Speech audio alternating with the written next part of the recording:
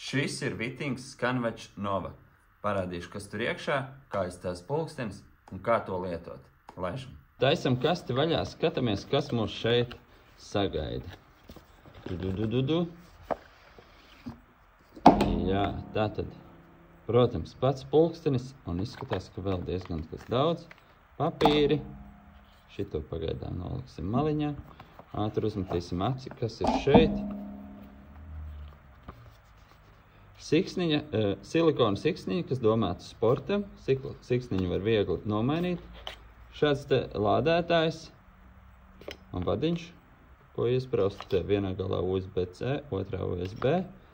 Un šis te komplektiņš, kas ir, ja mums pietrūkst šie te posmiņi, mēs varam ielikt. Un viss darbrīgi arī mums te ir klāt, lai mēs to varam izdarīt. Ok, skatāmies pašu pulksteni.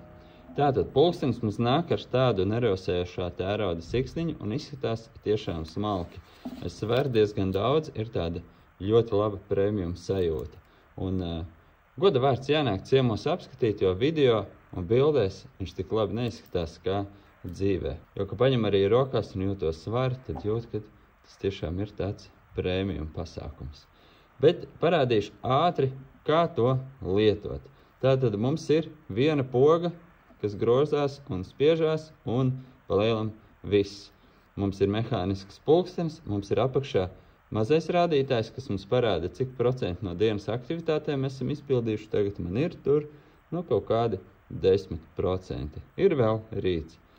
Otrā pusē mums ir tātad sensors, kas mēra pulsu un skābekļa piesātinātību, un siksniņu mēs te varam viegli attaisīt, noņemt, uzlikt silikonu, ja mēs gribam to uzlikt uz sportiņu.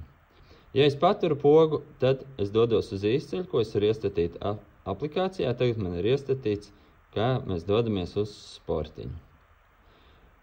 Mēs dodamies cauri izvēlnei, tātad ripinot pogu, un mēs varam uzspiest un pastīties vairāk. Nevienmēr pieņemsim miegu, man viņš neļauj šeit dziļāk apskatīties, jāskatās aplikācijā, tāpat arī ar šiem te rādītājiem. Kas mums šeit ir pie iestatījumiem? Pastīsimies. Tātad, man ir izslēgts modinētājs, to vajag ieslēgt. Mēs varam palaist taimeri, chronometru, un palielam šeit tas arī viss. Vēl mums ir elpošanas vingrinājumi, mēs varam nomērīt skābekļa līmeni asinīs, mēs varam nomērīt kardiogramu. Lai to darītu, mums vajag apsēsties, atslābināties, un tad mēs varam to kvalitatīvi izmērīt. Lūk, tā izskatās Vitings Skanvač Nova pulkstenis.